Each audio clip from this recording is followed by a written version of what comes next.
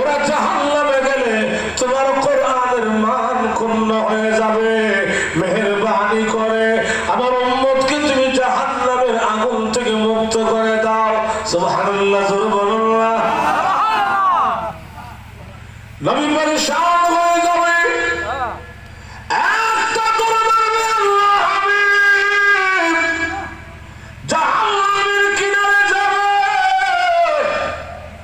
আর একটা দৌড় দিয়ে বিশ্ব নবী ফুলসিরাতের কিনারে যাবে, আরেকটা দৌড় দিয়ে আল্লাহ নবী মিজানের পাল্লার কিনারে যাবে।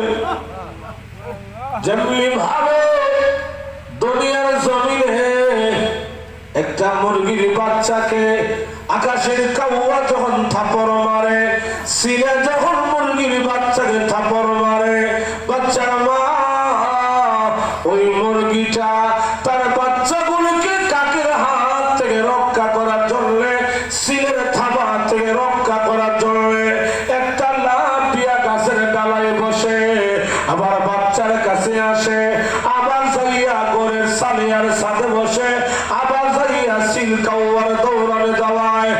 আর বাচ্চার মা মুরগিটা দুইটা ডানা তখন প্রশস্ত করা কয়, জলদি করে আমার ডানা নিচে আয়, আমার পাখার নিচে আয়, আমি তোদের মা, আমি মা থাকতে আমার একটা বাচ্চাকে কোনদিন কাকের মুখে ছিলের মুখে আমি মা ছেড়ে দেব না।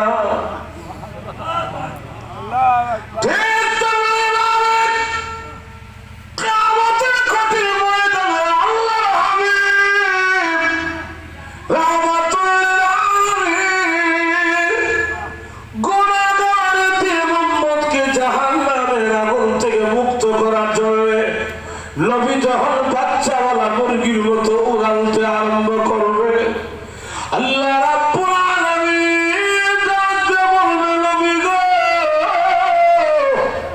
কাইদেন না, মাথা উঠান। ও নবী, দুনিয়াতে বহুত কাঁদছেন, দুনিয়াতে বহুত কাঁদছেন, বদরে কাঁদছেন, তায়েফে কাঁদছেন, নবী গো